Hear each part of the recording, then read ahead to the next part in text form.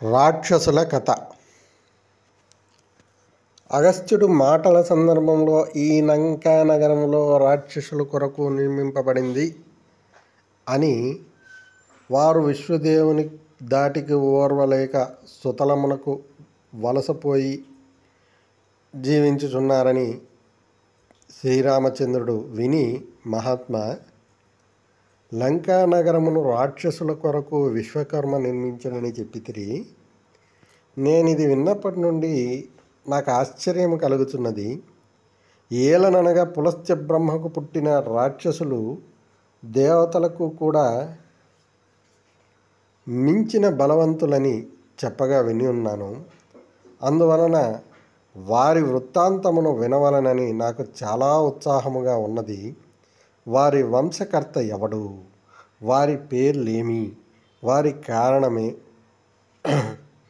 వారి భుజ పరాక్రమలు ఎట్టివి? వారు శ్రీహరితో యుద్ధము చేసి ఓడిపోవటం గల కారణమేమి? వారు సుతలమునకు ఎందుకు పారిపోయిరి? మరల లంకకెందుకు చేరలేదు? ఇవన్నీ నాకు సవిస్తరముగా తెలుపుము అని శ్రీరామచంద్రుడు అగస్త్యుణ్ణి కోరెను. అగస్త్యుడు ఇలా చెప్పెను: ఓ రామచంద్ర, విను. బ్రహ్మదేవుడు మొదలు రాక్షసుల వంశము చివరి వరకు వినిపించుచున్నాను. సృష్టికి మొట్టమొదటి శ్రీమన్నారాయణుడు యోగ నిద్రలో ఉండగా ఆయన బొడ్డునందు 1000 రేకులు గల బంగారు తామర పువ్వు పుట్టెను. ఆ పువ్వునందు బ్రహ్మ జన్మించెను. బ్రహ్మ నిష్ఠాగరిష్ఠుడై తపస్సు చేసెను.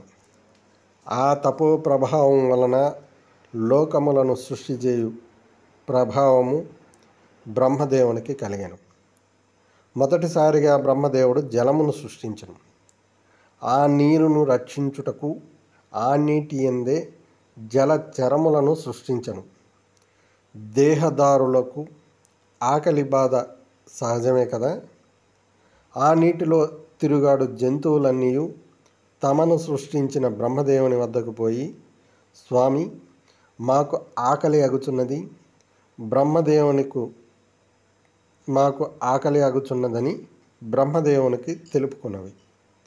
బ్రహ్మదేవుడు నవ్వుతూ, మీరిప్పుడు నీటిని రక్షించవలను, అందువలన మీ సామర్థ్యమెట్టిదో గమనించవలనని చెప్పగా, జంతువులన్నీ ఆ నీటిని కాపాడదమని బ్రహ్మదేవునికి తెలిపి తమ స్థానములో చేరినవి.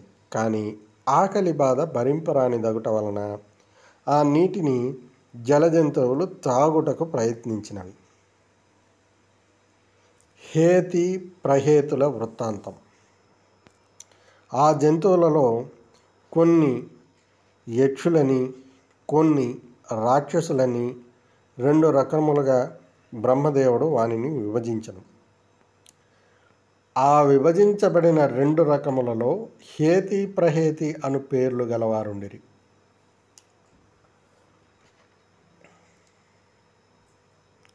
వారిలో ప్రహేతి చాలా ఉదార స్వభావుడు, కామక్రోధాది ఆరిషడ్వర్గములను జయించినవాడు, మరియు తన దగ్గర చేరిన వారిని కల్పవృక్షము వలె కోరికలు నెరవేర్చి కాపాడుచుండేటివాడు, మంచి గుణములు కలవాడు.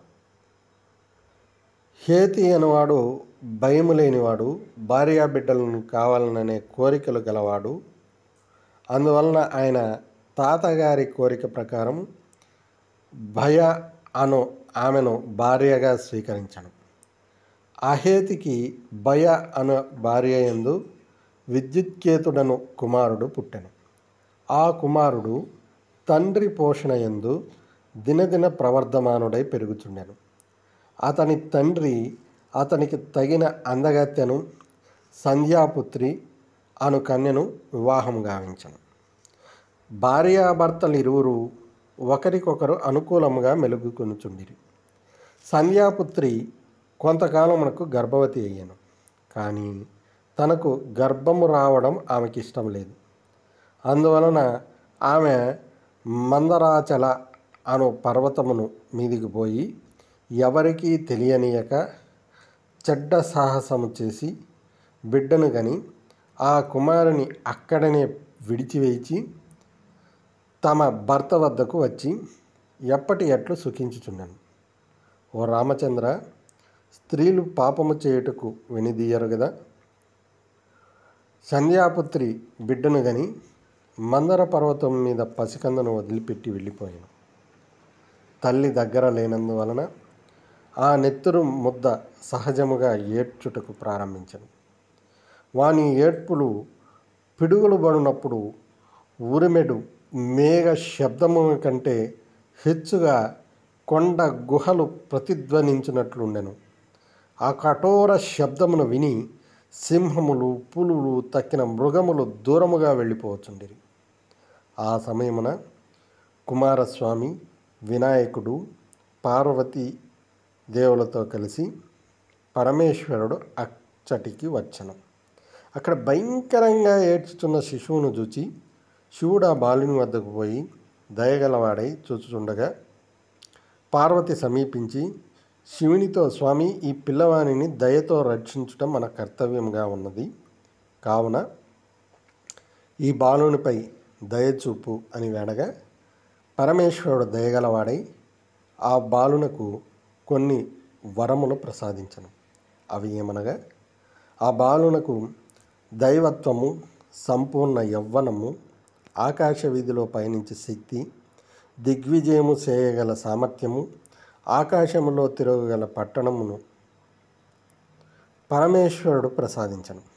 పార్వతీదేవి అప్పటికప్పుడే యవనవంతునిగా చేసి అతనికి పరాక్రమవంతమైన సంతానమును, ఆ సంతానము సూక్ష్మబుద్ధి గలవారై శత్రువులను జయించు సామర్థ్యము గల సంతానము గలవారై ఉందురుగాక అని పరమేశ్వరుడు మెచ్చుకొనులాగా పార్వతీదేవి కూడా వరములొసగను. ఇట్లు పార్వతిని సంతోషింపజేయుటకు పరమేశ్వరుడును, పరమేశ్వరుని సంతోషింపజేయుటకు పార్వతీయు ఆ పిల్లవానికి వరములు ప్రసాదించిరి. వారి వరముల వలన తేజోవంతుడైన ఆ బాలుడు స్ఫురద్రూపి అయి ప్రకాశించుచుండును. ఓ రామచంద్ర, బిడ్డను కని తల్లి కొండల మధ్య వదిలివేసి వచ్చుటక్కడ మహారుషులు కఠోర నియమములతో తపస్సు గావించినను దర్శనము కాని ఆది దంపతులు పార్వతీ పరమేశ్వరులు ఆ సమయంలో పిల్లవానికి దర్శనమిచ్చుట ఎక్కడ? ఇదంతా వారి పూర్వజన్మ సుకృత విశేషమే కదా. ప్రపంచంలో ఎవరికి రక్షించువారు లేరు. వారిని ఎవరికి రక్షించేవారు లేరో వారిని దేవుడే రక్షించును అని పెద్దలు చెప్పుచుందరు. సుకేషుడు శివదత్త పట్టణమునకు అధికారి అయి సూర్యుని వలె ప్రకాశించుచుండెను. ఇంద్రుని వలె ఐశ్వర్యమును అనుభవించుచుండెను. విష్ణువు వలె వికాసము పొందుచుండెను. ఇట్లుండగా గ్రామణి అను గంధర్వుడొకడు రేవతి అను కుమార్తెనిచ్చి సుకేషునికి వివాహము గావించెను. రేవతి అను భార్య యందు సుకేషునకు 3 కుమారులు కలిగారు.